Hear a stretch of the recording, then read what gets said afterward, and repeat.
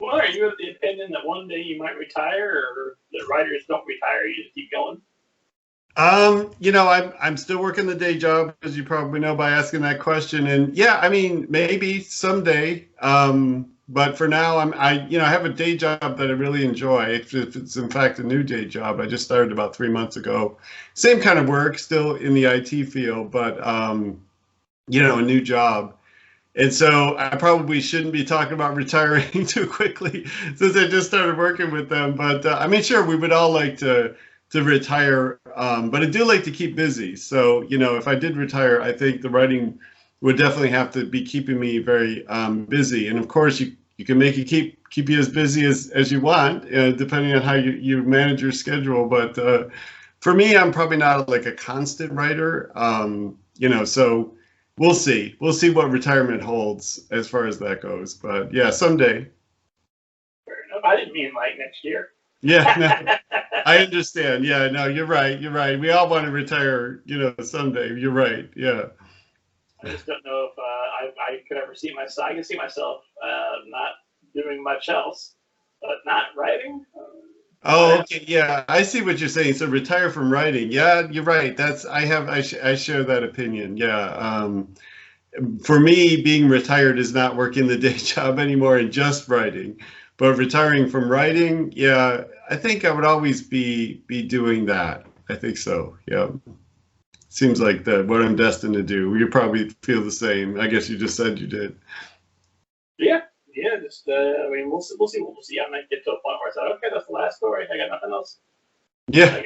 Maybe I'll take up painting. Right. It doesn't seem possible, does it though? I mean, I've never spoken to a writer who's like, yeah, I'm just out of stories, In fact, it's always the opposite. Like people are always coming up to writers and saying, "Oh, I've got a story you can write." Like we're sort of like lacking them or looking for, somebody to give us a story. We just want to do the writing part, not the story imagination part. It's like, no, I have so many stories I can't get to. I don't need a donation. Thank you though for the attempt of a contribution, but yeah. It's even if I took the exact idea, I'm sure you do the same. If I took the exact idea, you could write down the beginning, the middle, the end, the names of all the characters. There's no chance that story's coming out the way you think it's going to come out, because once it passes through me, it's going to be raw flavor. That's right. That's we're the filter. That's right. That the story passes through. In fact, I often think that, and have probably said that a few times at different critique groups I'm in, where folks get a little kind of worried that someone's going to steal their story. And I just think the same thing applies, that even if I knew your idea, because you come to critique group and you give the pitch to your idea, it's still going to come out completely differently from you and what you're going to pursue than what I would do. So I just don't think that's probably as concerning as some people are concerned about that, but there are a few. Yeah, I've seen it.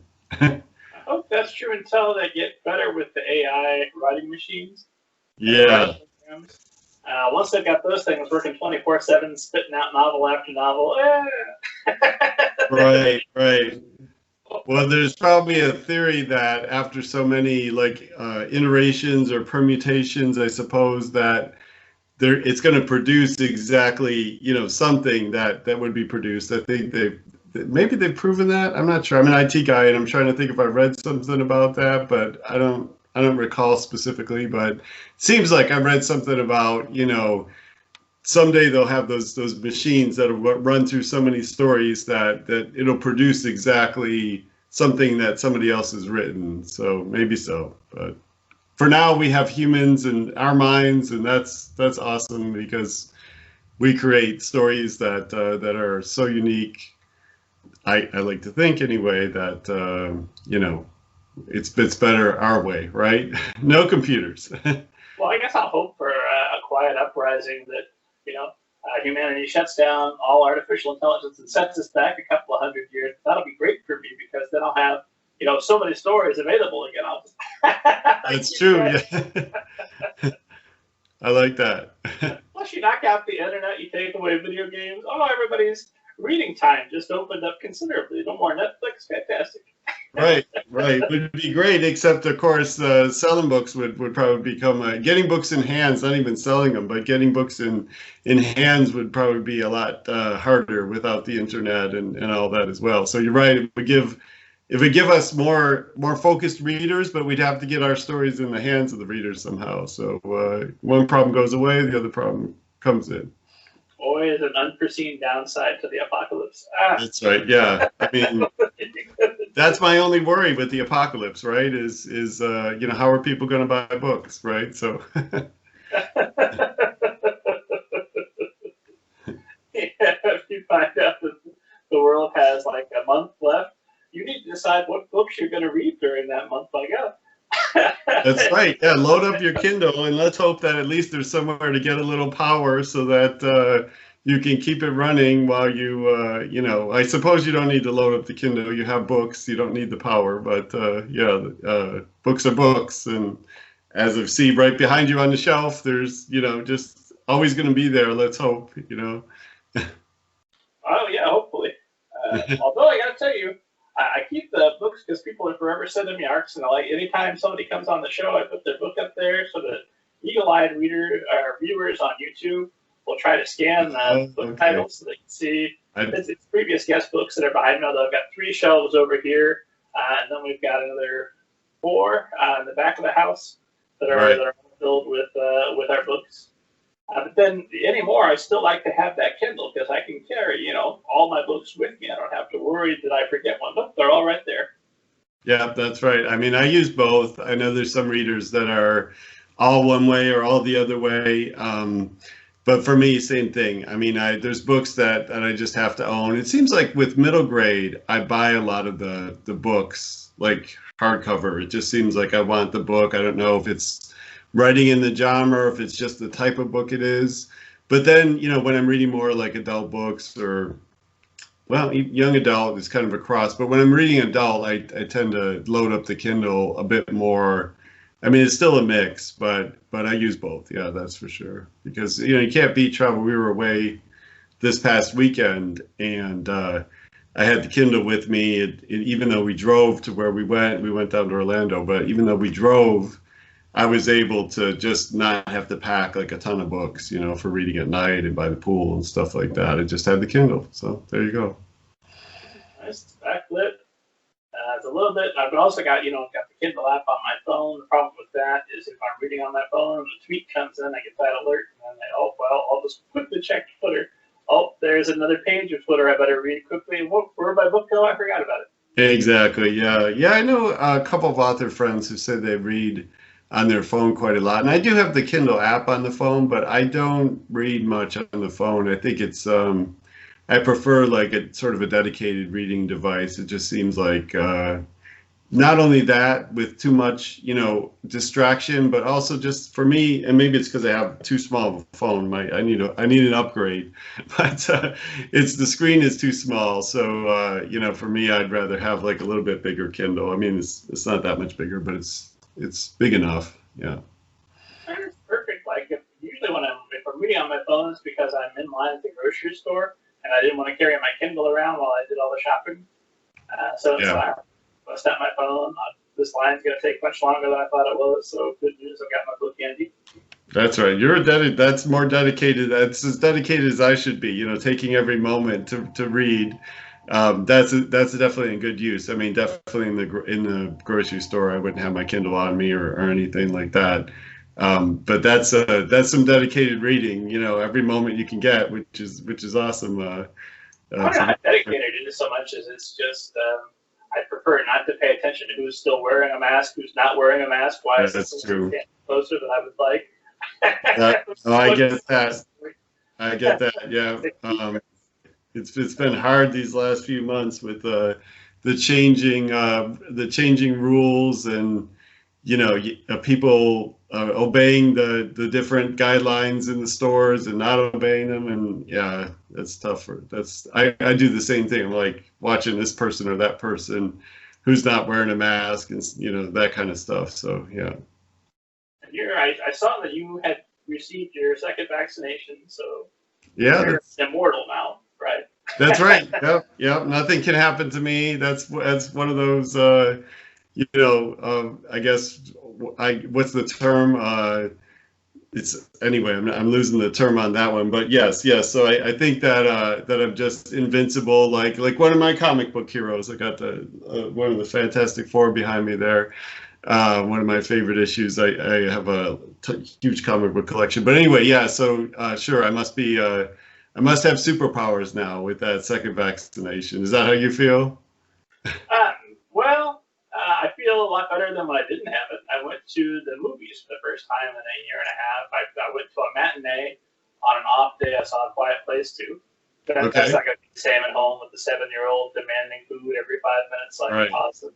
That's not going to be scary and fun. And so there were like 3 other people in the theater, and I had my mask on the whole time, sitting socially distant from everybody. But oh my gosh, it was so nice to see a movie on the big screen again and hear I'd forgotten how loud the speakers are at the theater. I've been listening on quiet every night while my kid's sleeping. Yeah, I miss that, and that's one of the things that I haven't done yet. I mean, I kind of have, my list is small, but 2 things that I kind of still have on the, I don't know if they're in store for me in 2021, although I'm starting to think the movie theater one is going to drop off, but it's going to a movie theater and being on a plane. So far those are like, I'm still not comfortable, doing those. Like as I said, we just went on a vacation and we kind of went on a long drive just to, not fly. And I haven't gone to a movie theater yet, although when I was on vacation, we were actually kind of considering it. We were like, well, maybe we could go to a movie.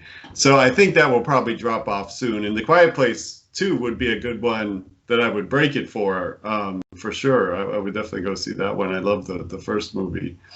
And also I heard Cruella was really good. I just read something on the internet that it was maybe not, I don't know if surprisingly is the right word. I mean, I don't think it was going to be a bad movie, but I was surprised at how glowing the review was of Cruella. So I'll put that on the list too, for me.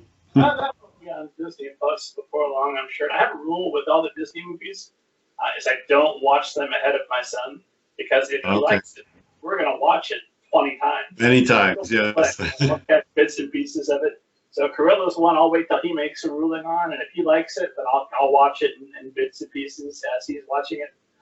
And if he doesn't care for it, I'll stay up some night and I'll watch it. So it looks like a good one. Makes sense. Yep. Another account that is the start of the show, because we've been talking about writerly things. Why not? Sure, sounds great. Sounds like a good. Here, esteemed audience. My guest is Chris Negron. Am I saying that right? Yes, that's right. And the esteemed audience knows I never summarize anyone else's biography or anyone else's book, because I still want us to still be friends come the end of the show, so I'm not going to mess up either of those things. So if you would kind of give esteemed audience a little bit of an overview of your background, and we'll go from there.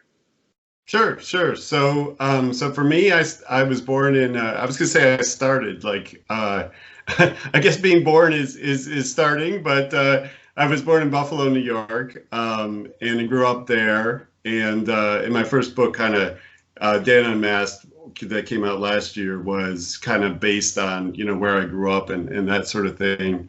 The one I'm going to talk about more tonight, probably Last Super Chef's a little bit different. But anyway, grew up in Buffalo. A pretty standard childhood. I'm not going to go through the full details, but was into sports. Growing up, into comic books quite a bit, and went off to college in Connecticut. I went to Yale University for computer science, which I still do today. I'm still in the IT world, and that's what I did for, coming out of college and right up until about 40, so about 20 years or more, was in the IT life. I actually started my own business where I was a contractor, kind of consultant type person, kind of a one-man show for a while. That was after several years of working for other companies. But around 40, I guess I started to really think about the dream I had always had since childhood, really, to get into writing. My dad was a math, science, kind of science engineering type guy. And so, when I was going to college, he was really like, you need to get that kind of degree. And honestly, I I don't disagree. I love my IT life as well, but I did always, since I was a kid, playing like Dungeons and Dragons and creating characters and taking them through stories in my friend's basement and that kind of thing. I always wanted to like turn those stories like into a book. In fact, I remember telling one of my friends, we were like shooting some hoops in the driveway after we had a Dungeons and Dragons session, and I was just really enamored with the story that the dungeon master at the time, who was my friend's older brother, was creating. And I said, you know, I think someday I'm going to write this whole thing into a book, right? And so it was kind of, it would have been like high fantasy, that sort of thing. I never did that because I just never, by the time I decided to write, I wasn't, you know, really a fantasy writer anymore, at least in my mind. But yeah, when I turned about 40, I said, you know, I always had that dream to write. So I started to just jot some things down, join critique groups a few towns away. And now since then, we've had some here at the local library where I live, you know, pop up. So I'm also in those groups, and just learned a lot. It took me, I guess, 10 years from there. I'm in about a month, I'm going to hit the big 50. So I'm going to turn 50 in about a month. And so it took me 10 years to really get to where I am now, where I'm a published author. So I don't know how many years. It was at least 6 years before I wrote the book, I suppose, that became Dan Unmasked, which was my debut.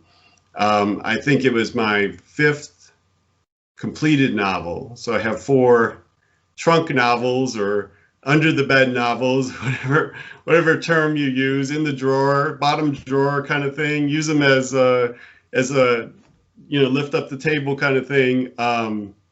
But yeah, it was my 5th novel that became the first published novel. And so The Last Super Chef, which is coming out in about a month from when we're talking, is my 6th, I suppose, but my 2nd published novel. So we stopped using that term, you know, I've written 6. We start saying, oh, it's my 2nd novel, as if it's just, that's what creates the impression, I suppose, amongst some folks. It's like, oh yeah, he just wrote 2 books and now he's, well, of course, none of us are, or most none of us are like that. We have many books that we've written before we get to that point. But yeah, so that's me. I suppose that's a little bit about my writing path and where I grew up and went to school and all that.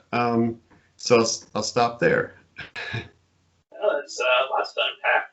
And that's even obvious knows the deal. You and I talk ahead of the book launch, and this will post, I think, in August after the book launch. Okay. So people probably scratching their head and going, A Quiet Place 2, didn't that come out forever ago? Not for us. It's, right. It's relatively new for us. That's right. That's right. So, well, let's start with your journey to become a published author. So, before you say I'm doing this, and I know that you had managed to secure not 1 but 2 literary agents. So, do you start right off the bat with novel number 1, or what's your process to get that done? Yeah, sure. So, no, it took me until, I guess it was the 3rd book. I think it was my 3rd book that I got my first agent with. And at the time I was writing not kids books yet. I was actually writing for adults, kind of like upmarket, like book club kind of fiction.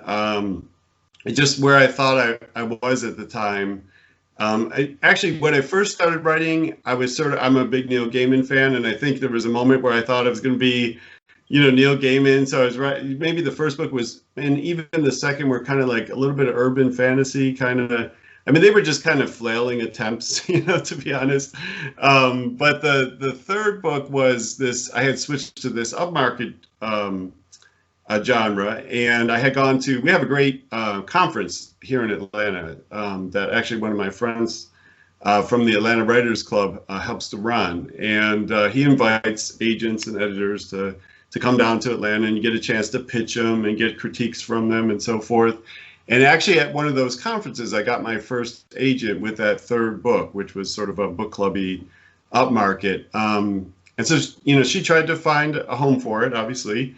After we edited it a little bit, she tried to find a home for it, and just, it never found a publishing home. So then I wrote another book, and that one kind of had a lot of bumps, and it would have taken a lot of work to get it to the point where we could even submit it. And I was kind of, I think a lot of writers have this sort of crossroads moment, where it's like, okay, what am I going to do now? I had a book. I thought that was going to be my first book, but didn't sell.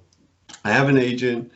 And then what happened was another writing friend and I started writing a lot of flash fiction. So we were both at the same point. I think we were both kind of struggling to get published. We had kind of started at a similar time, and I don't know, we were just following each other. And so we started writing a lot of flash fiction, short pieces, and kind of handing them off to each other and trying to get them published in lit mags. And I wrote one that was a bunch of kids in the outfield. It was a real short piece, obviously flash fiction, under 1,000 words or so.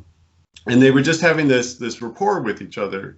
And it was kind of about, growing up, being on the baseball team myself, but being in Buffalo, when we would start playing in the spring, it's quite different than what I see down here in Atlanta and Florida and Texas now that I'm more aware, where kids play almost year round. We would start to play in the spring, but there would still be big ice chunks in the outfield from the snow that hadn't melted yet, and we'd kick at them. And so I just wrote a piece like that was sort of evocative of that. And what the kids were saying to each other was, don't you wish we could play where they play all year round and all this stuff? And then they started really thinking about it and thinking, well, then we'd have to leave each other, And so it was kind of a friendship story. It was like, oh, we wouldn't want to do that. And so, that's, even that description makes it sound longer than it was. It began and it was over before you knew it. But basically the point of saying that is because my partner, when she read it, she said, you have a real voice for like kids this age. You should think about in sports. And of course it was coming from me because it was my experience. So she said, you should think about writing a whole book that way.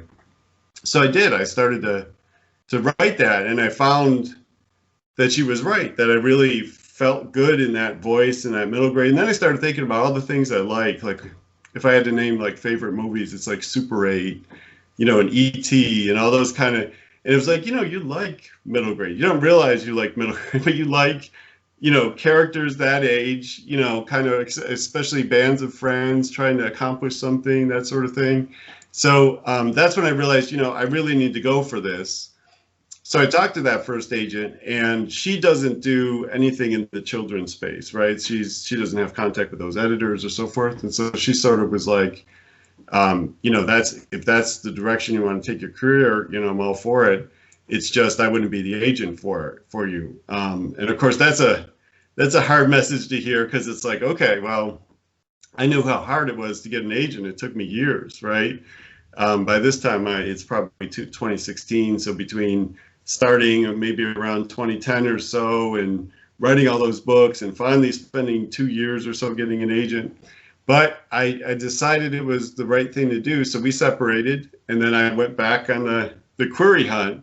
And this time I found my second agent through just the standard query process, not at a conference like I found that first agent. So, my message to writers is just that you can do it both ways. I think sometimes they see the query process and there's all that rejection and all that, not kind of the same thing. And I had been coming from having an agent, but eventually you can do it. So, and I did. So now I'm with that agent, and of course the rest is history, as they say. That first book that I wrote, that was the book that became Dan Unmasked. It had a lot of ups and downs to get there, but eventually it did get there, and that was my debut. And then The Last Super Chef would be my second middle grade. So basically, I think she was right, because I didn't have to write so many novels and put them in the drawer once I got into the right genre. And so that's another thing I always say to writers is, the genre that's perfect for you may not be the genre that you start out thinking is going to be the one for you. You have to sort of, they say find your voice, which is kind of this mystical thing, I suppose, but you do have to kind of follow what resonates, the different stuff that you write, which of it resonates with readers and critique group partners and all that kind of thing, and what you expect. So yeah, that's the story of my agents. A lot of ups and downs there. And of course, I'm talking to you now prior to the launch of your second book. here on the Little Gray Ninja podcast, the top of the world, obviously. But there you go. It's what I aspired to go. Your agent, you've got that fourth book, that third book that was almost there, and the fourth book that's a little bit of trouble. There had to be some frustration, and I don't know what you're making in IT, but I have to imagine if you compare it with, I think, the annual salary for incomes according to the Authors Guild of 2017, 2018 was $6,080 annual salary. I don't know what IT professionals make, but I assume it's greater than $6,080. So was there a point there where you said, you know what, maybe this is more trouble than it's worth, and we're going to walk away? And if you didn't, why not? Yeah, good question. So I think there was, what I can say for sure, I'm trying to think if there was a point. I mean, of course, there probably was like a point to walk away. I can't remember, sort of a distinct moment. I think more it was, maybe I'm not going to find like a traditional publishing home, which was really my goal, obviously, to go through all that.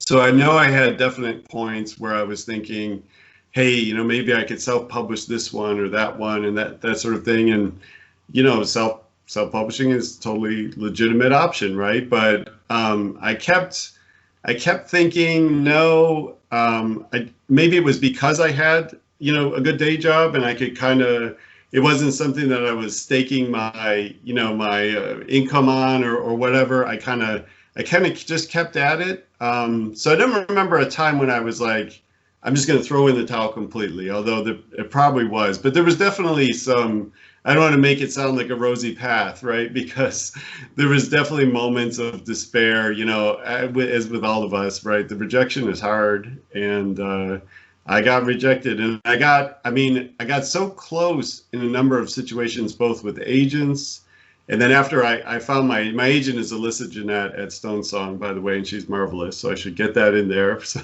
any writers looking to submit, I think she might be closed to submissions though, so I don't want to. But anyway, she's marvelous, and when she was taking it to publishers, there was also a lot of moments where we had an interested editor, and then for one reason or another, it didn't get through acquisitions, and it seemed like it was that first book. It was like, wait, no, oh wait. I think, and then finally we hit the right editor and got the right deal, of course, as happens. But yeah, so it's funny, as close as you get, sometimes the closer you get, the greater the despair is when it doesn't work out, right? It's almost better to be early in the process and far away, because at least well, it's out there. It's just, I haven't gotten there yet. But then when you get there and then it's like you're inches away, and then it's a no, it's like I don't know, maybe I was unique to me, but you almost feel like more like it's never going to happen than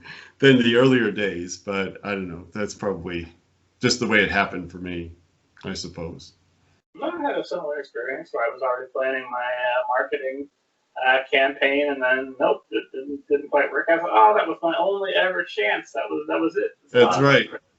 That's what you think. So here's two of us both having that thought. So any writers listening should try not to have that thought, because there's a lot of different opportunities out there, and you just have to keep plugging away. And I would say in my case, it was good to have the agent I had, because I remember even reaching out to her and saying, she was really like pitching to the big five mostly, because she thought that was the kind of book I had written, which of course that's number one, first thing to have is an agent that believes so strongly in your work. But then when I reached out to her, after a number of those rejections, and I said, well, maybe we should go for a smaller publisher. And she was really steadfast. She was like, no, I think this is a big five book. We just got to find the right person, which, it would have been fine perhaps to get with a smaller deal as well, with a smaller publisher, I should say. But I'm glad that she was so steadfast when I was wavering, because I think that's the nature of that partnership, right? Is that, one side props the other up at the right points for different purposes. So the successful version of that relationship is. Yeah. And then of course she gets you with HarperCollins, a little obscure indie publisher. Right. Yeah, it was great to get that, of course. and it's been great working with HarperCollins through both processes. And actually, I have a little bit of a scoop for you. I know you probably have more questions along the line of what you were asking, but it's not too much of a scoop because, again, like you said, this is not going to air till August. But I wouldn't have, if this had been yesterday, I wouldn't have been able to say it. I've announced it on some of the social media channels today.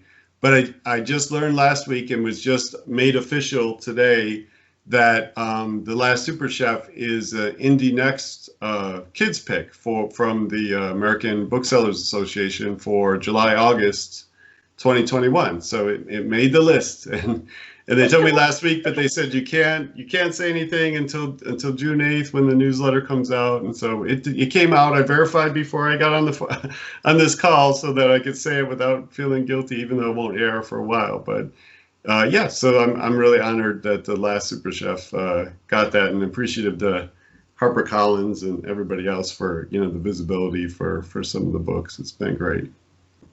Will air for a while, but a esteemed audience can see and live vicariously through you. They can see the glow that's right. radiating from you, and the happiness that it's obviously brought you. What does being on a list like that? What do you anticipate that's going to do for the book? Well, yeah, it's a good question. The first book was on the Indies Introduced list, Dan Unmasked. So I know that, and I don't know the full details because I'm not a bookseller. I should find out more. I should have found out more with the first book. Maybe I will for this book. But I know that there's like some marketing materials that the ABA, the American Bookseller Association, sends to the indie bookstores. There's in the announcement, there was something about a trifold piece that they send that you can prop up in the front of your store that shows this month's picks and that sort of thing. So obviously for me, thinking that it will hopefully increase the visibility a little bit, in both in store and, online, so that maybe we can get a little bit of a boost, and the more people who know about The Last Super Chef or Dan Unmasked, which, by the way, Dan Unmasked today, I got all these announcements today. It was a perfect day for the podcast.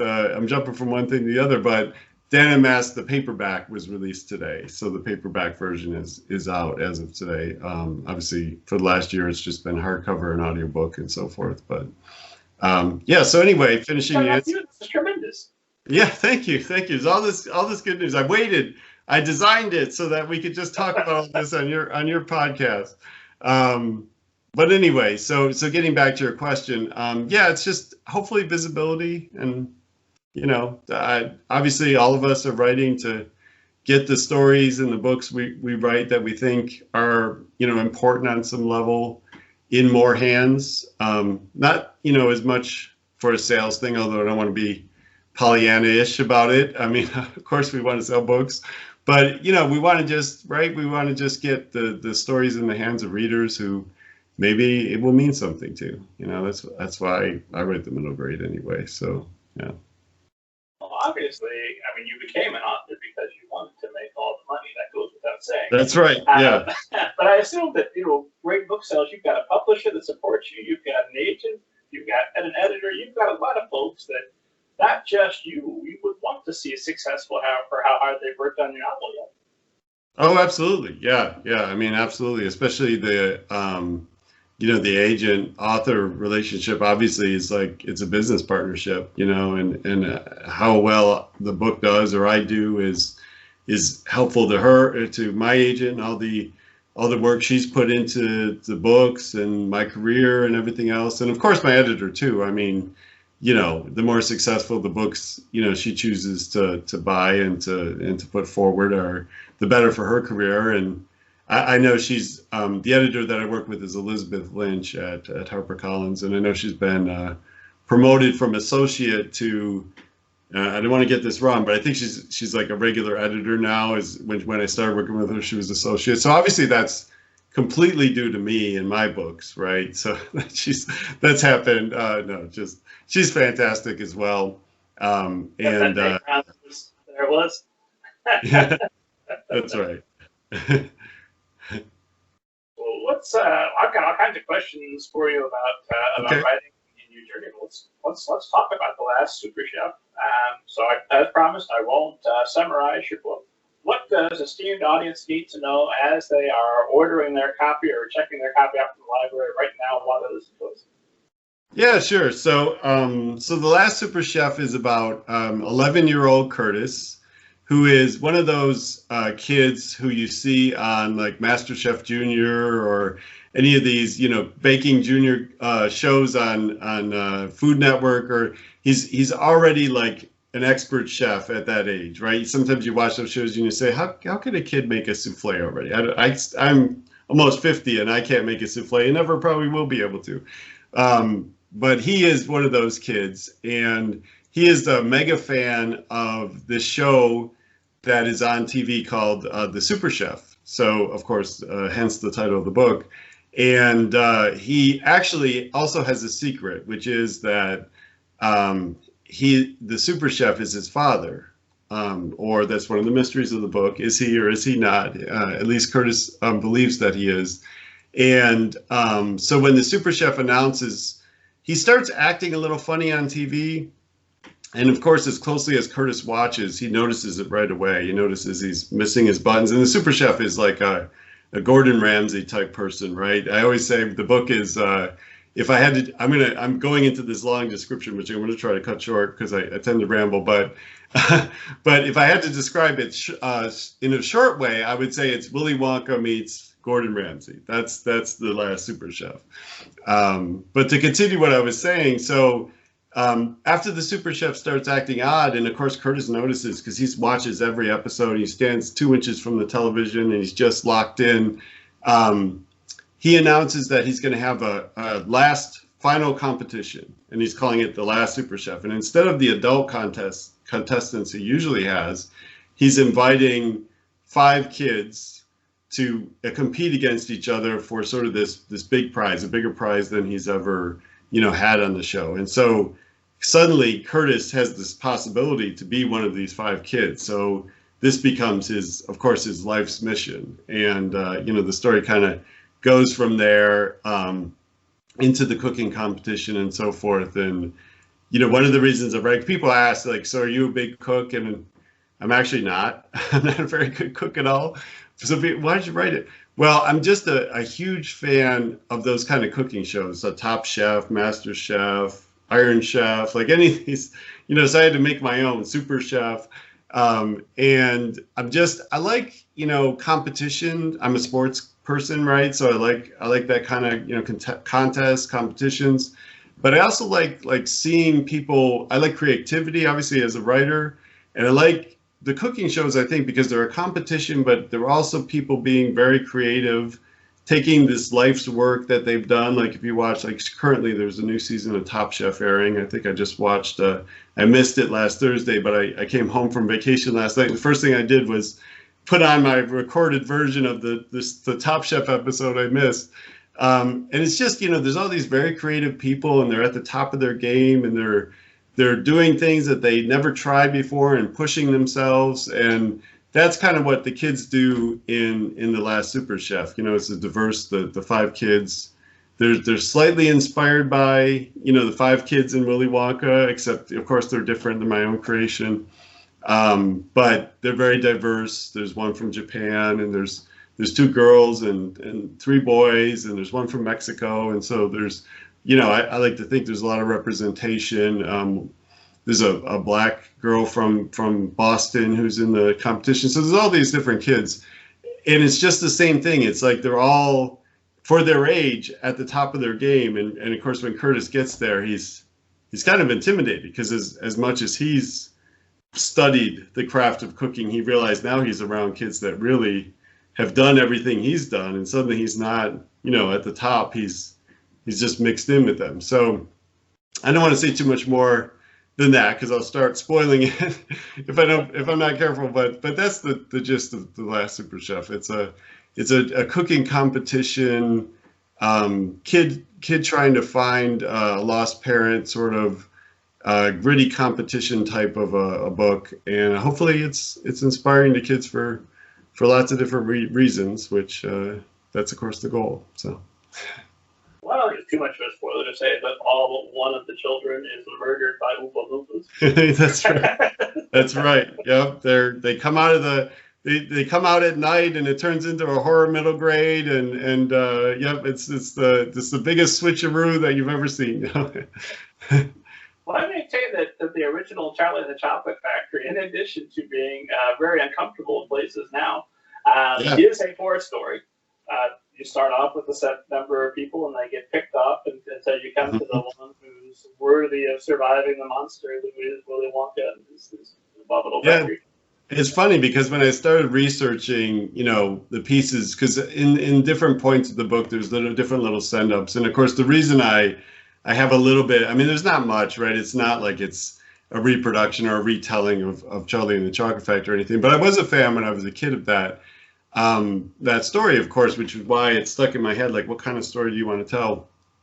And when I started researching it, I read the same thing. It was like, started getting into the details of, people were writing all these blogs about how it's really a horror story, and how when they take the boat down and they descend, it's kind of like reminiscent of like Dante and descending into like hell or something. And I'm like, oh gosh, this is like more analysis than I ever did about Roald Dahl's work and Charlie and the Chocolate Factory. So I did go down that rabbit hole, but I didn't use much of that research in the story I decided to tell. But yeah, I did see a lot of that. So if you're not cooking yourself, obviously you're very passionate about the shows.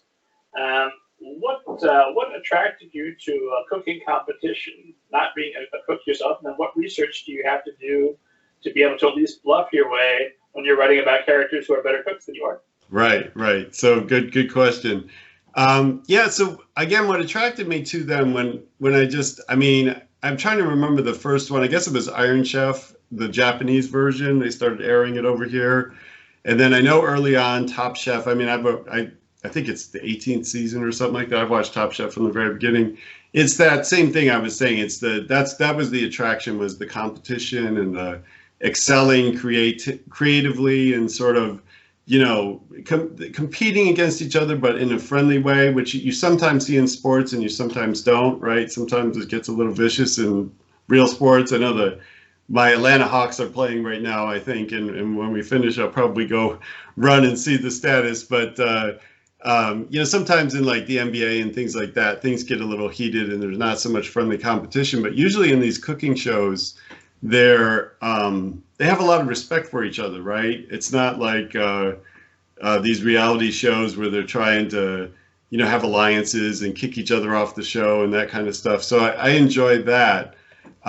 As far as the second part of your question, I did do a lot of research as I was writing things, and I used a lot of things from like my experience. So when I was choosing a dish, sometimes it would be like a dish I remembered eating at a certain very good memory or something like that. Like I know in Japan, like I said, one of the chefs is Japanese, and she does something, maybe I won't say because that way I don't have to spoil it, but she cooks something, or they partner up to cook something. Like each challenge has a different nature to it, just like in these shows.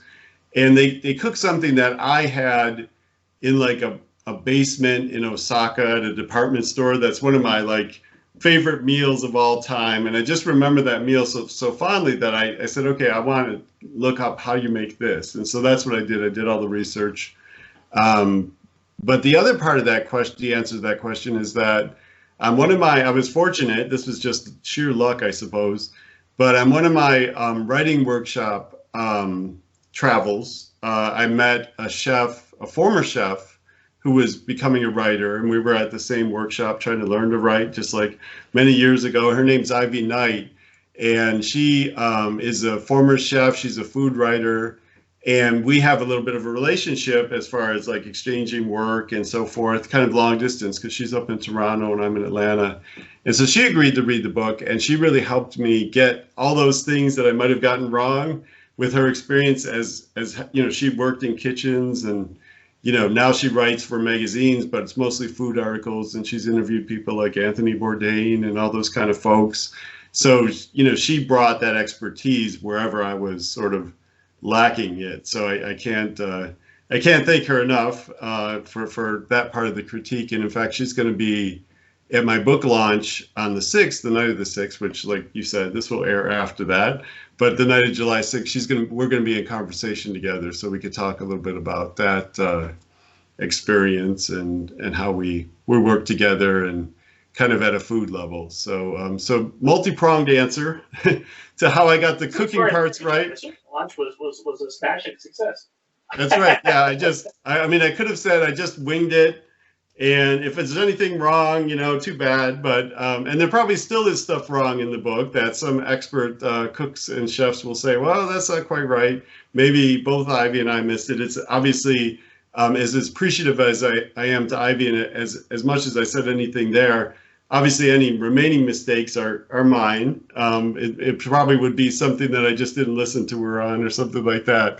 But yeah, I'm sure there's mistakes still to catch. But we did make a pretty good attempt to try to get as much of the food and chef stuff right as we could. And of course, a lot of it was also just watching the shows. I mean, like I said, I watch those shows religiously, so I don't know how that was another thing I had to research. I don't know how the shows work exactly in the background. I kind of made some stuff fit the way I wanted the show to work, although it may not be in reality the way they work. But I also have some writing friends who have a background in like television and movies and so forth. Their day job is like acting and those types of things, or at least part of it. So they were able to help me, on the pieces where it was a TV show. They would say, I don't think it would work like this. You probably would have to have this and that. So I guess I'm just fortunate to have so many critique partners from so many different walks of life that could help me get the details right. It sounds like it's absolutely key. So what's the Atlanta Writers Club? I know you're with several different critique groups, but what's the Atlanta Writers Club specifically? How are you finding yourself with all these tremendous critique partners? Yeah, good question. So I started out, like I said, traveling about two towns down south of where I actually live, because there was nothing really at the time, 10 years ago, going on up here. And the critique group that I joined was the Atlanta Writers Club is kind of and I'm not an expert on it. I have never been on the board or anything, but it's kind of the old writing club here in town. I think they're since like 1912 or something like that. I mean, they've been around forever. And they have a program where they have, people will launch critique groups that are kind of sponsored by the bigger club that's more down in the city, or at least, inside the perimeter, as we call it here in Atlanta. And these groups will pop up all over. So the closest one for me was this one in Roswell, Georgia. So that's where I headed. I called them up. I figured out how to join and, went down there. And of course, I was very nervous. I had some writing that first night, but I didn't read, because I was like too nervous to. But that whole move is really what launched a lot of all these things I've been talking about. The critique group friend that has the background in movies and so forth, and the friend that mentioned that maybe I had a voice for writing. All those people I kind of met through that little group, and we used to meet in like an Atlanta bread restaurant, and later we started meeting in people's homes and so forth. But there was just such a diverse group of people that run through that group that I was in. I haven't actually been in that group for some number of years, because it was a drive for me to get there. And once I got to a certain point, and once we started having some groups up here in my town to go to, I started switching to those, and those groups are wonderful as well. But that's how it started, with the exception of Ivy. So Ivy was somebody I met at the Yale Writers Workshop. So there's a summer writers workshop right on the campus of Yale, and because I went there for undergrad,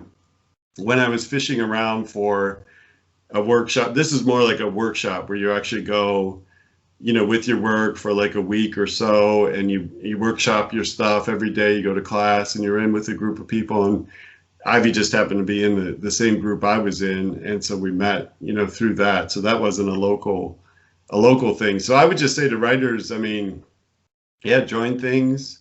And especially when you join a critique group, my experience has been, eventually you start to look for people who are like-minded to you, whether it's, you're at the same stage of your writing career and you're experiencing the same stuff. Because sometimes, you know, you could be very similar to another person, but you know, they're already published and you're trying to get there, and it's not as easy to work together. But when you find a person who has kind of the same mindset and also seems to be at the same point in the journey that you are, that's when you maybe, you know, pull that person aside and say, hey, do you want to, you know, start exchanging things a little more than just these 5 pages we bring every, you know, 2 weeks or whatever. Because a lot of those groups, that's all it is. And of course, at some point you get hungry for that, you know, I want to give you like 40 pages because I have it, you know, and can you read it? And can I read your 40 pages? And so when you find that person, that's really when you start to, in my experience, you know, sort of take off, because you get that more constant critique and so forth. So, but that's how I've met a lot of the people. It started with that little group, kind of branched off in different ways, and I'm still meeting with lots of those people even today. Reminds me, I should. I've got one of my critique partners who has a book coming out that's quite different, but it is also about a cooking competition. But I can't remember what the final title is. I know what it was when I read it. Oh yeah. Sarah J. Schmidt, author of It's a Wonderful Death. Start with that book, and then some point this year, I want to say it's Where There's a Whisk, There's a Way, but I bet the title's changed since then, and I will embarrass her. That's a great. Just go to sarahjschmidt.com. After you finish The Last Super Chef, your appetite's going to be what? You're going to want another cooking competition book. Good news, Sarah Schmidt's got you covered, and she's also an excellent critique partner. Sorry, no more ads for critique partners. That's perfectly great. I want to say before you continue that, if that's not the title, it should be, because that's a great title. Where there's a whisk, there's a way. That's an awesome title. I mean, not that I'm going to steal it, but it's a great title. Yeah. I think hopefully we're at the point where The Last Super Chef is pretty much definitely the title. Yes. Although it did change. It was. Oh, you know what? It's called Where There's a Whisk. I apologize, Sarah. Oh, okay. Google's a thing. Let's find out. Where There's a Whisk. It'll be available October 5th. So plenty of time for you to enjoy The Last Super Chef. Read that one a couple of times. Really get your appetite up, and then come October 5th, there's Sarah J. Schmidt. Right. It's actually interesting because if you think about and I had to remember for a second, I knew the title was something else, but it was close. It was actually originally called The Next Super Chef, but it shows kind of how the story changed too, because that would have fit the version that I turned into my editor. But after we worked through it through several revisions, it became The Last Super Chef because it was really a little bit different story. The way it ends, of course, is a little bit different. I'm not going to spoil it, but hopefully that doesn't spoil much. But yeah, that's why it changed. So it actually would be interesting, I think, and sometimes you get these through these kinds of interviews, of course.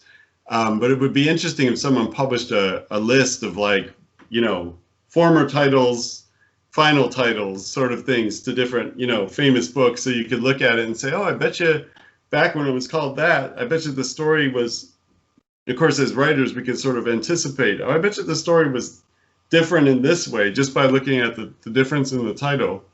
But maybe not. I don't know.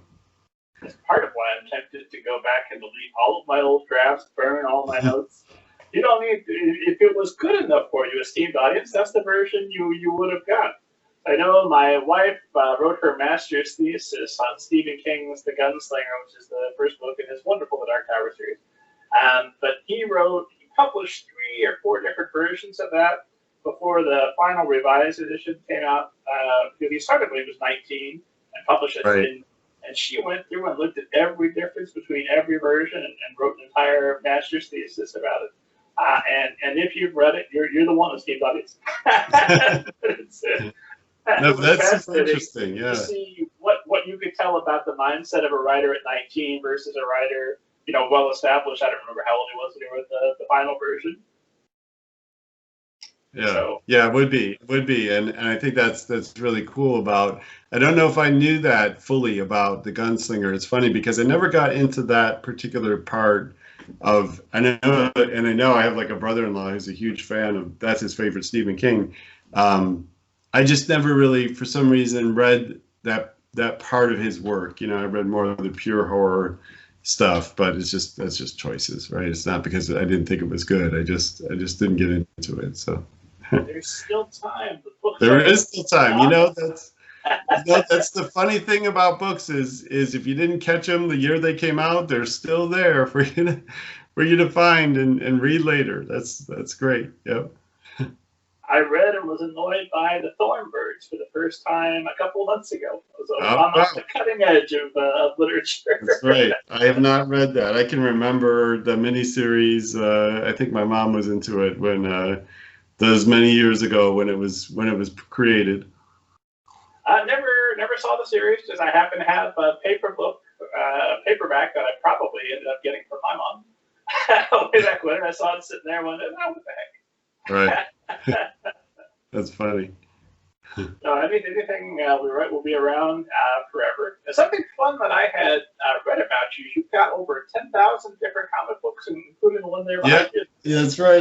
There's just one behind me. But yeah, that's right. I've been collecting since, I don't have the age, but certainly since about that age, probably 12 or 13 at least, or earlier, when I decided, hey, someday I'm going to be a writer. I think probably the comic books and reading so many different kinds of stories was a big part of that. And I just have never kicked the hat. I just still enjoy them, and I still read every one. I never turned into like sort of the collector that, just buys for value. And in fact, I don't really, the reason I still have 10,000 is because I don't really resell them. I think that someday I might, right? Someday it'll be like you were talking about retirement in the earlier part of the conversation. Maybe it'll be my retirement fund or something.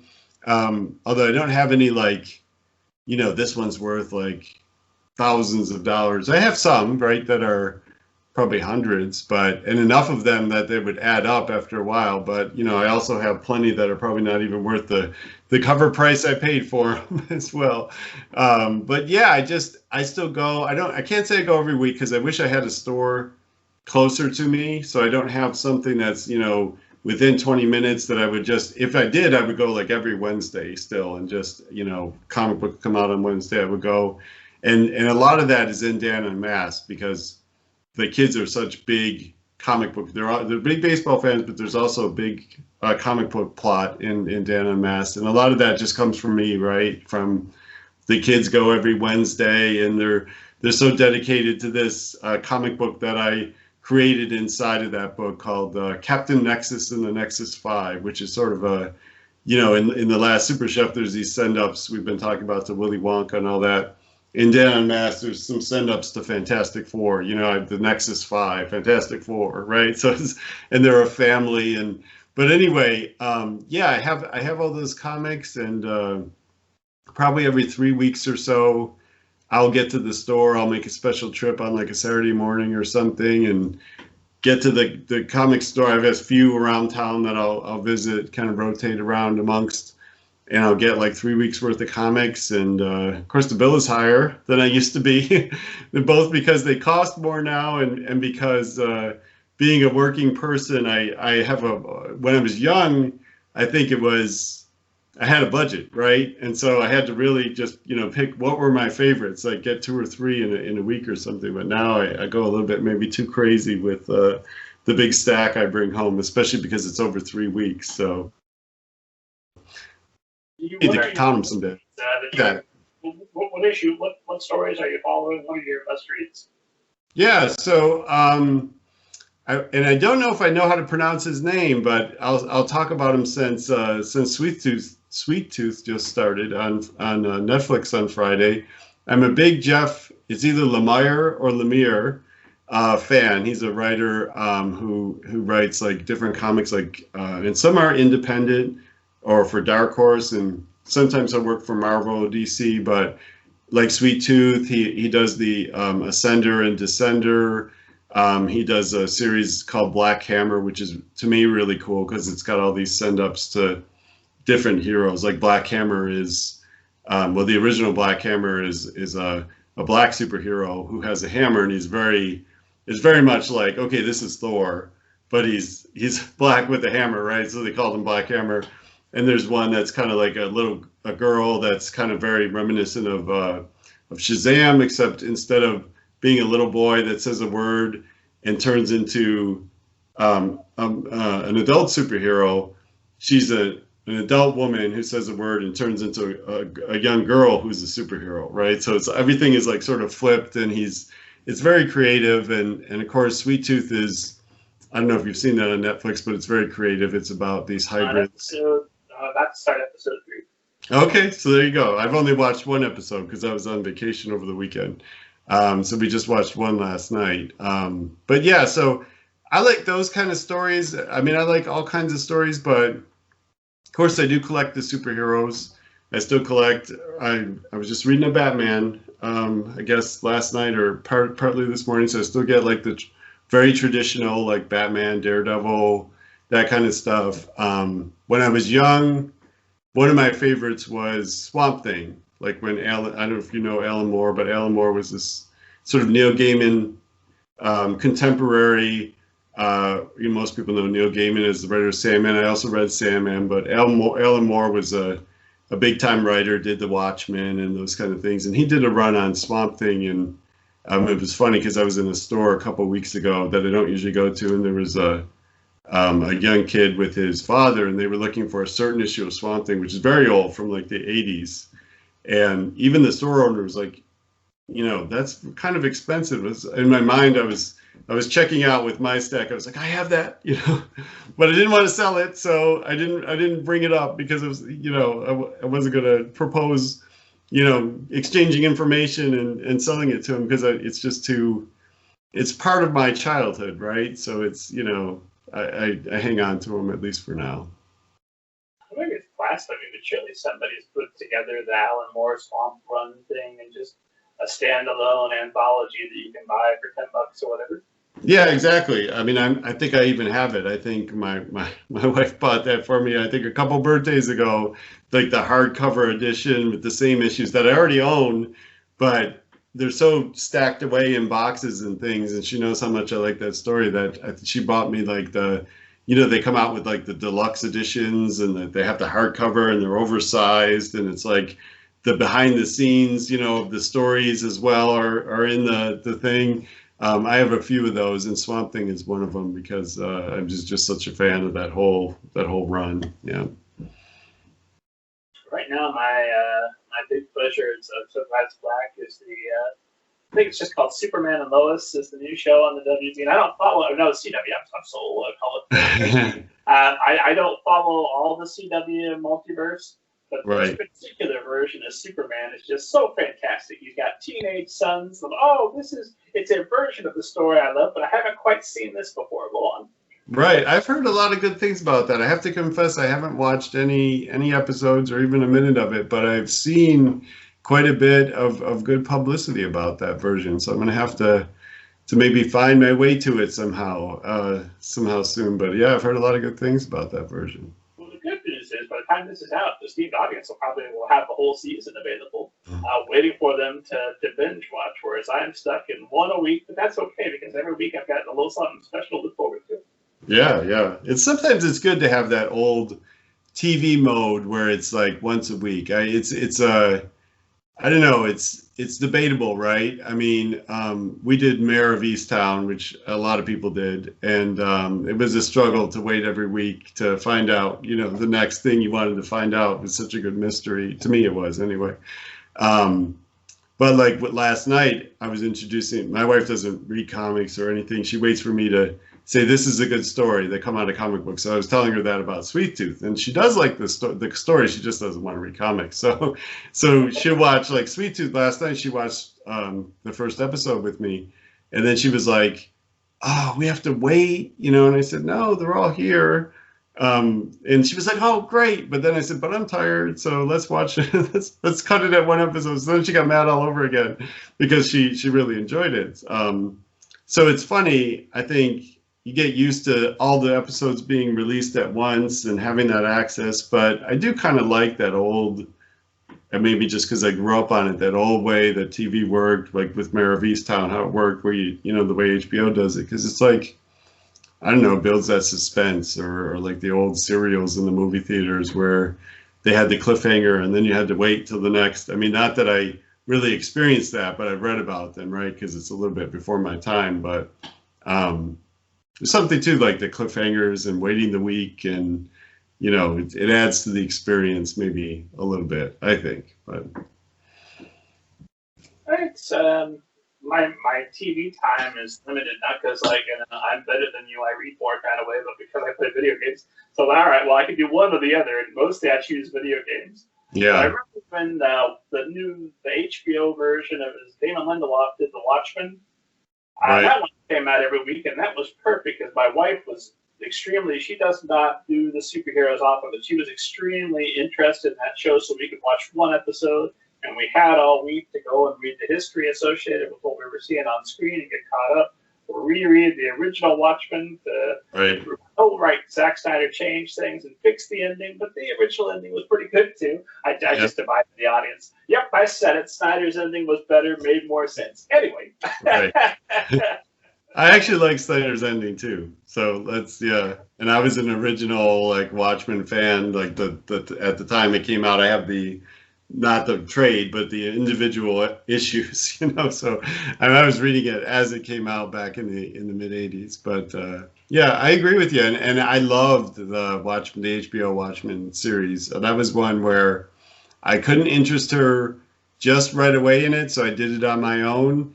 And then the more she started to read about it, she was like, "Did you watch that? Can we watch that?" And I was like more than happy to do a rewatch, which was her first time, because I just thought that was such a fantastic take on where it could go, next. In my opinion, I think a lot of people liked it because I know it got a lot of good publicity. So, yeah.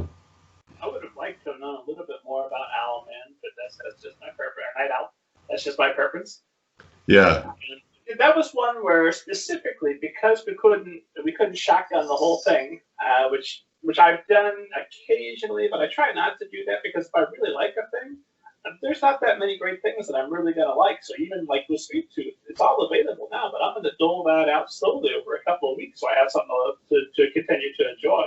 But with Watchmen, it was absolutely perfect because you needed that week to go back and they didn't teach the Tulsa Race Massacre in school. Let me get caught up on that, and then I'll have greater appreciation coming into the next episode.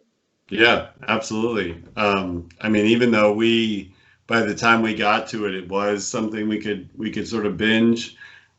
We still did a lot of that research in between, especially in the Tulsa, massacre, because it was so undertaught and just, in an awful sort of way. Not even sort of, but in a definitely awful way. But so I see what you're saying there, and that is, so again, same point, I could see the good and bad, right, of either one of those approaches to it. Sometimes it's good to wait the week, sometimes it's good to binge. Yeah. We'll see where it lands. I read something where they said that, of course, we jumped into this binging with Netflix and the way they decided to do it, and then all the other streaming services did that, except for like HBO. But that now they're kind of reconsidering it, that they're losing. And I think I skimmed this article, so I may not be representing it well. I hate when people do that. But I think what I read was that they were kind of losing audience because of the approach. Like they would get so many episodes in, and then they wouldn't finish streaming it. And they're actually finding that people stick with it more if they go back to the releasing it one a week. So there's a lot of debate, as I understand it anyway, at these services to maybe have certain shows that they go back to the once a week or maybe completely go back. I don't know. I don't speak for Netflix, but there might be a change someday, at least with certain shows. I don't know. Eventually, I'm sure there'll be another new format and everything will change again. But so long as everybody's competing and spending ridiculous amounts of money to capture my attention, even when it's a failure, that's great. We win. Yeah, exactly right. So many options. The problem now, right, is too many options. That's more the issue sometimes, right? Because it's like, I don't know what to watch, or, now Netflix has that feature where you just can pick it and it'll kind of pick what to watch for you, which I've never actually clicked on, but I see it there. And I'm always like, I don't want to get to that point, right, where I'm so indecisive that I have to have the service pick. I need to pick something on my own, you know, even if I watch endless trailers or whatever until I finally get to making some choice. So I'm going to hold out and not click on that, you know, pick for me, whatever it's called, thing, because it just seems like that's giving in. I don't know. I wish Audible would up their game and take a page out of some of these streaming services. I've always got my audiobooks going, and I'll get recommendations, but it's always like, oh, you like this author, continue reading another book by this author, as opposed to here's an author you've never heard of that writes something similar.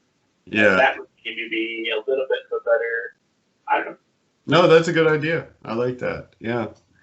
Yeah. I see a lot of listens every week, so. Yeah. Well, yeah, and I do a lot of Audible, a lot of audiobooks. In fact, we just came off that road trip and we were listening to the Hunger Games prequel, which we hadn't done yet. So we're a couple. We actually got the discs from the library, which I know is very antiquated, but that's the way we did it. And my wife is a big fan of the CDs for some reason. She likes to listen less by the streaming and more by the CDs. But anyway, so we did that on the trip, and it was good. We got probably halfway through the book, so don't know what happens next or how it ends, but eventually I will. And I do like audiobooks.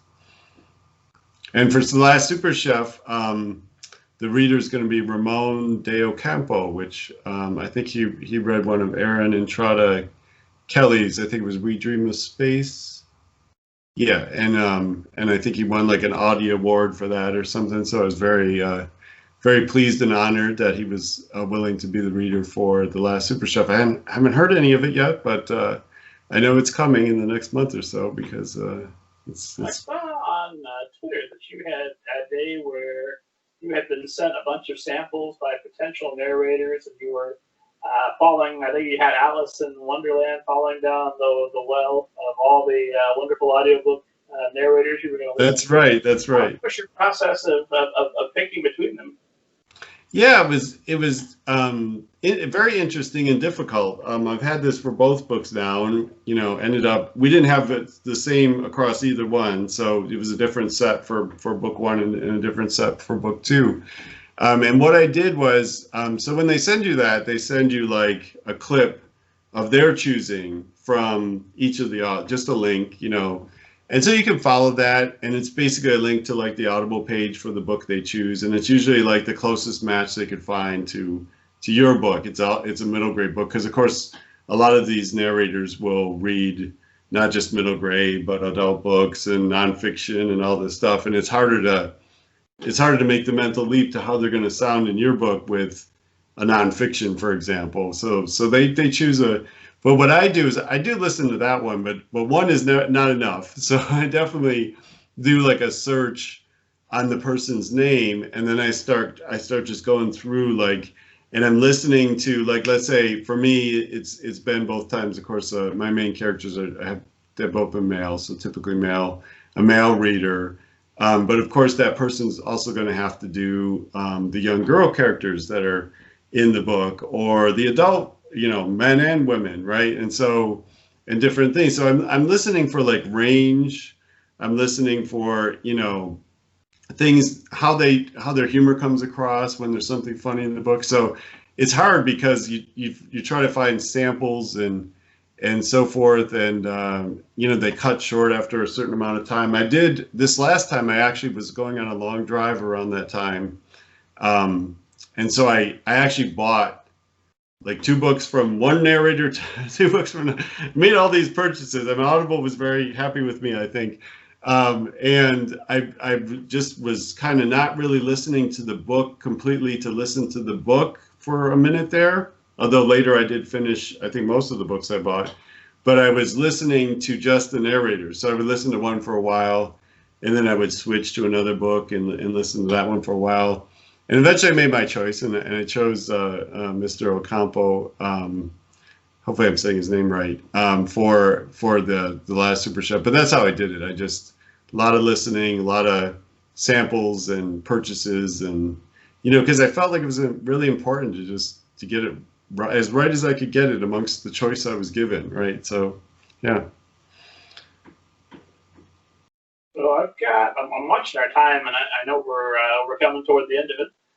And you've got sports scores to check, and I want Yeah. Eventually, this is much more important. Don't get me wrong, but yeah, you got to eventually got to see how the Hawks are doing against the Sixers. We'll find out. One fairly serious question they're all serious questions, but this one a little more serious than average. I don't do gotcha questions. I've got a couple of easier questions, hopefully, but because I don't feel it's a gotcha question because you've been very public about the fact that you've got Parkinson's, and on January 2nd of 2017, you very publicly wrote about how Parkinson's was going to make you a better writer. And I read that, I thought, well, you know what, there's a lot to that.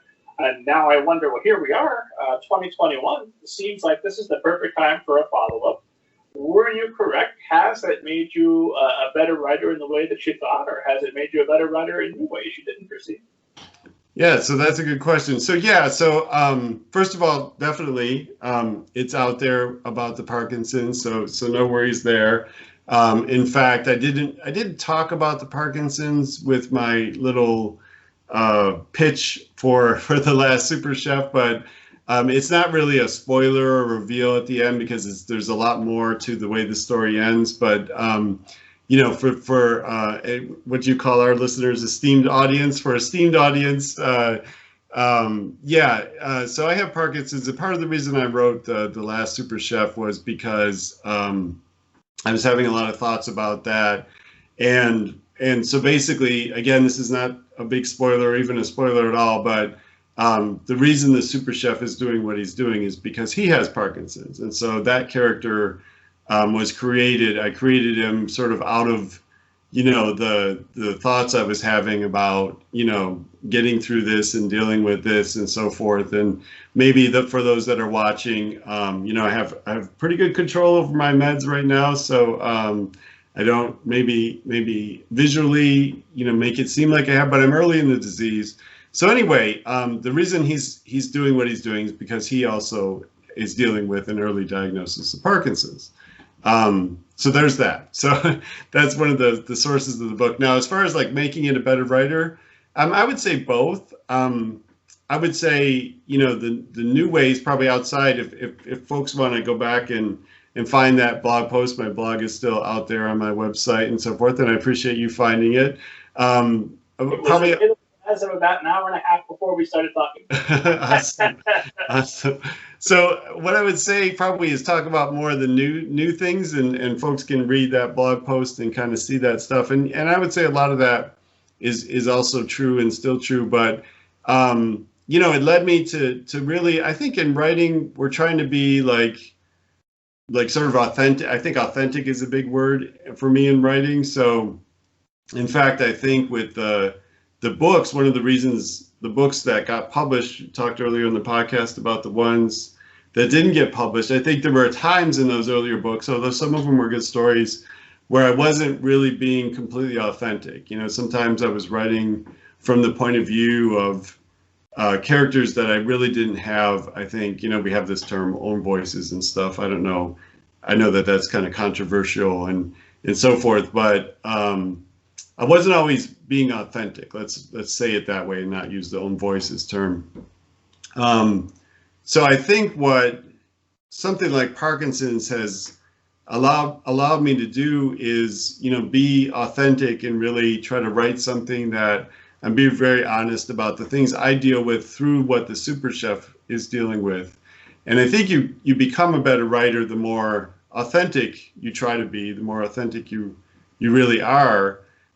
So like, would I have been authentic if I didn't have Parkinson's? I mean, sure, I suppose it's not Parkinson's that's making me better in that case, but I think it gave me something that was something that I could be more forthcoming about. And I think it's important as a writer to try to find those things that you can be forthcoming about, and that really the emotions, the things that are important to you, or the things that are happening to you, or whatever, you can kind of pour into your stories, because I think that makes stories that resonate with people, even though they might be very far away from those experiences. I hope nobody reading it has to deal with some of the things.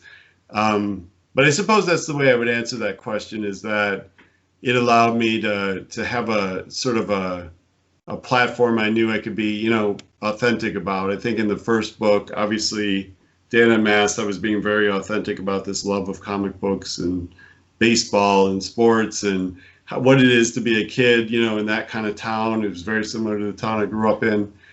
Super Chef is less from my experiences as a kid. Like, I wasn't a kid who was this great cook or anything. Like, all that stuff I had to research. But what was more authentic was, you know, the part that Super Chef is dealing with. So I don't know if I sort of jumped around that answer, but maybe that works. I guess that's what comes to mind. Yeah.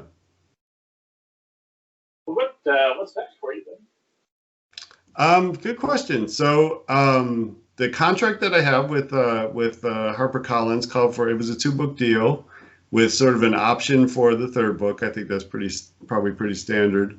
So we've pitched the 3rd book, and we're waiting to find out if they're interested in, you know, moving forward with that one. I probably don't want to say too much about it because I'm sure it'll change significantly, but it's very much inspired by I guess the climate of the last 4 years. There was sort of a normalization of lying, and you know, not to get too political, but you know, maybe it's obvious to folks where I fall, but yeah, there was a normalization of lying and kind of this, you know, I don't know how I want to say it, but it's just, there were a lot of things that bothered me and that I thought I wanted to kind of get upstream with kids about. So I didn't want to talk about politics or the parties or anything, but I wanted to get upstream. When I say upstream, I mean I wanted to get to the base things that I was seeing, like, you know, if you lie about something or if you do this kind of thing, so the next book it's sort of wrapped up in, there's a gentrification plot line, and there's a lot to it. It's going to sound very messy because I'm early in the first draft, so it probably is very messy, but it's a story about a kid who really believes in his neighborhood and protecting it. And he learned this from a mentor he had that he no longer has, that he's very much missing, who taught him, you know, that, hey, you take care of the neighborhood you're in, and, you know, you keep it looking nice. So he's memorized like all the ordinances for his little town. It's not a homeowners association. It's like a city neighborhood. So he knows like the ordinances of the town and that kind of thing. And eventually what happens is there's this adult who decides there's a vacant lot that has a special meaning, and this adult decides to build like a mixed-use property on it, and it's going to ruin the whole neighborhood.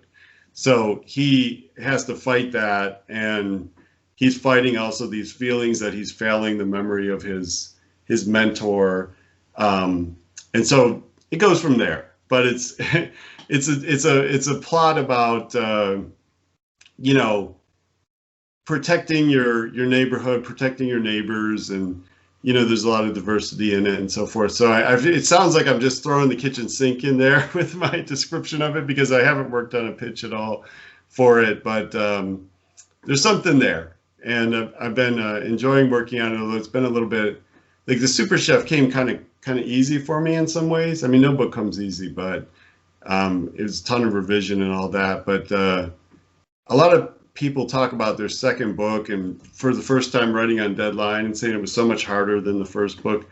I didn't find that, but I am finding this 3rd book for some reason, maybe because I'm still fishing for, you know, everything that it's about, and I'm finding it a little bit more of a slog to write, but I know I'm passionate about it, so I'm definitely fighting for it. So hopefully it works out. But we've written, you know, I've written enough of it so that we can submit to my editor, and I know that this is where it's going.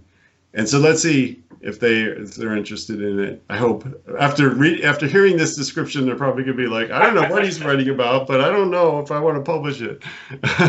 But hopefully it comes out better than that. We're gonna come back. We're gonna talk about it, and by then you're gonna have the slick elevator pitch ready to go because you'll have been talking about it for a year and a half, 2 years. Right. It's good. I think it's good for esteemed audience to see this early process and know that we all have this stage where we're kind of struggling to figure out what it is that we're even doing, with this writing thing, because that's where I am with this book 3. But it'll turn out, especially if my editor buys it, because I know she's so good, she'll fix me up and help me get it to the right spot.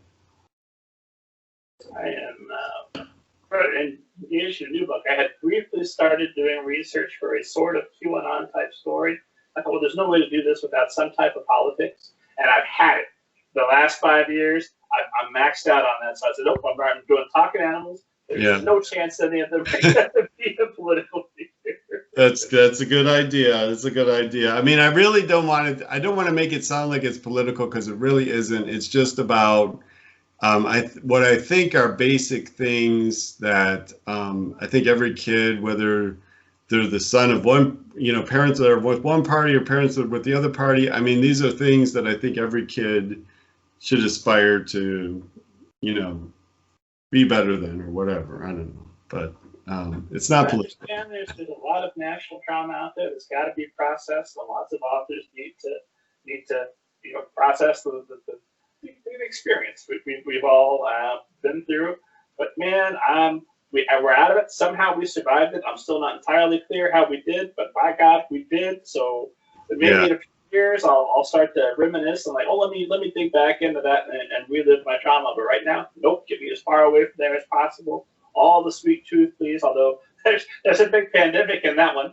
All the fun stories that are gonna get me away. Right. Well, even with Sweet Tooth, right? It's like I was reminded, because it's been a while since I read the comic, and I was trying to explain some things to my wife, and I was like, the whole plot about did the hybrids. And I'm not spoiling anything because it's all in the first episode, folks. So, but did the hybrids cause the virus, or did the virus cause the hybrids? Like, that's that sort of blame thing that I think, he sort of was writing before we got to this whole point. And I'm not going to get into politics here, but, of the same sort of, things we do where we say, we got to find somebody who caused this, who made our lives, worse. And then we got to go and blame them because this is what we need to do. And it's just like, I think at a more fundamental level, when you tell stories like that, you're not trying to be political or say that you should see that this particular person was wrong about this particular thing because look what I'm writing. But you're more just writing about, it's like you want to have a conversation with your readers. You want to say, here's a thing that bothers me. I don't know if it bothers you. Maybe it doesn't. Maybe our conversation is how, and when I say our conversation, I mean, you're reading the book that I've written. We're not going to actually talk, but we're having a conversation. And maybe it doesn't bother you. And maybe that's the conversation, right? Maybe I need to learn why it doesn't bother you, or that sort of thing. So I think that's what you're interested in doing when you write, at least for me. I'm not interested in telling anybody they should be doing this, or that this person was wrong, or this political ideology is incorrect or in any way. I'm just interested in the conversation, right? Like, this happens and this happens, and do we think about this and that sort of thing? Yeah. Yeah. No. As far as direct politics go, I've discovered that I can talk and I can say things that will divide the audience. And no one's opinion is going to be changed. I would like that to be the case, but if events themselves haven't changed your opinion, what could I possibly say that's going to have the effect? Yeah, I agree with that. Well, while we're talking politics, my favorite political subject, oh my God, flying saucers are real now, apparently. That's right. So I ask everybody that comes on the show, have you ever seen a flying saucer and or a ghost? I have not seen a flying saucer. As far as a ghost, I have so many people around me that have ghost stories. My wife has them. So my wife is a painter. That's actually one of hers, but she's always plein air painting. So she's always out in some field or on some farm or something. And she swears probably not last year, because that would have been during the pandemic, which she did do a lot of painting, but I think it was the year before. She went on some event and they had her at this old farm, her and several painters, and there was this old cabin that nobody lives in anymore. And she said she was painting, something. She sets up her easel. She's in a field, and she looked at the cabin, and she saw a guy leaning up against the post smoking a cigarette.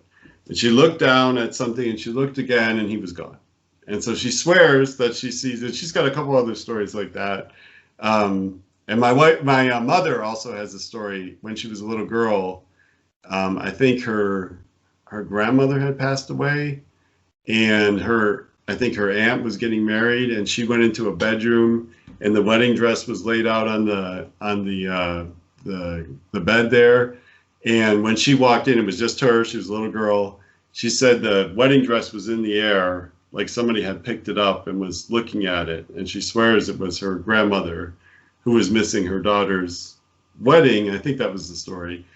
Sometimes I get the relations a little crossed, but so I have plenty of stories where people have told me in my family but I don't think I've seen a ghost, or maybe I just don't believe that I've seen it, and something weird has happened, and I just always have a logical explanation, being an IT guy or a computer guy or whatever. But yeah, so I don't have stories myself, but those are the ones I could share. No UFO stories though, but I do believe that there's probably UFOs. I just haven't seen them myself.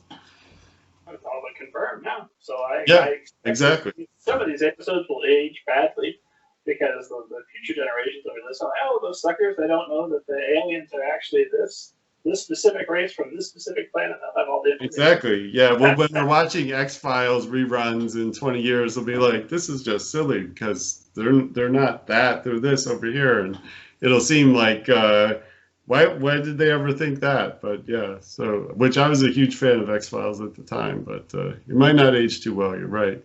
Well, me too. In fact, when I was writing my alien book, the Book of David, available now as Steve Buddies, one of my fears was, oh my God, what if disclosure happens before I finish? Let's take that.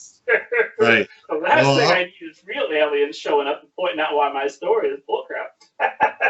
Well, I'll have to check that out now that I'm hearing it's about that, so I could yeah. Awesome. Well, with the speed of government disclosure, I figure I got about 1 or 2 more years. That's right. That's right. Well, I saw something on Facebook, and it was like the government has admitted that that UFOs exist, and then it was like the next slide, and it was like one of these memes, and he was saying, and no one cares because of everything else that's going on. It's like, this would have been major news 20, 30 years ago, that drop everything, stop the world, this is happening, and now it's just like, yeah, they said there's aliens too, I guess, whatever.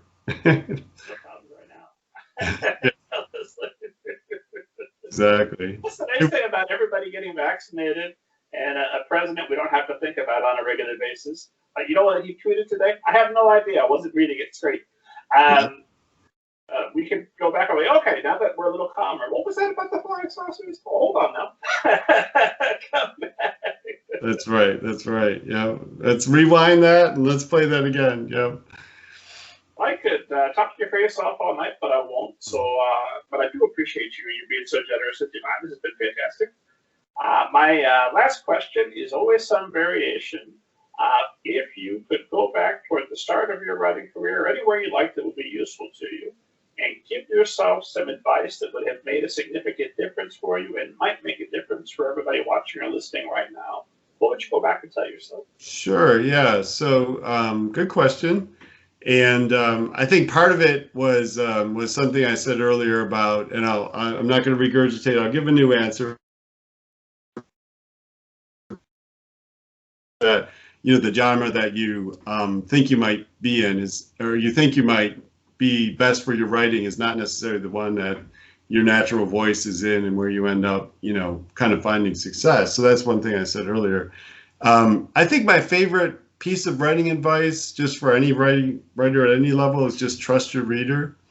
I think that I remember once I kind of learned that and what that really meant, which is hard to go into full detail here, but I think that's something with almost every sentence I write, every page I write, especially writing for kids, I always keep that in mind because, it's funny, we were talking about critique groups before, and I am in a lot of them, and sometimes I'll take my work to a critique group, and it'll be mostly writers who write for adults or not necessarily for kids, and they'll kind of say, is that sentence too long, or you have like 3 commas in that sentence and so forth. So it's at a sentence level. It's at a like, you know, for kids, don't talk down to kids and so forth kind of level. But it's also at like, you know, sometimes early writers will over-explain things. So like, oh, they're not going to get that. Like, not even for kids, just for any, you know, readership. And I think my writing changed when I realized that, well, trust your reader means, you know, the way you dispense information in your sentences and in your story and in your, you know, paragraph by paragraph, but chapter by chapter, scene by scene. If you keep that in mind, it changes the way, you know, and I'm not going to do a whole writing course on it, but it changes the way you dispense information and that sort of thing. And so that's my favorite piece of writing advice, is just trust your reader, because it's something I always have to keep in mind for myself.